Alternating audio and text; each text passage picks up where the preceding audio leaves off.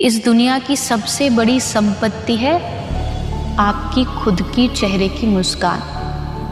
अगर वो किसी रीज़न से जा रही है तो उस चीज़ को तुरंत छोड़ दो।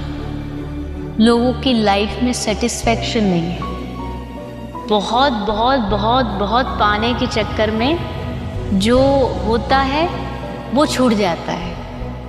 इतनी डिज़ायर्स मत रखो कि आपका आज का सुकून छिन जाए।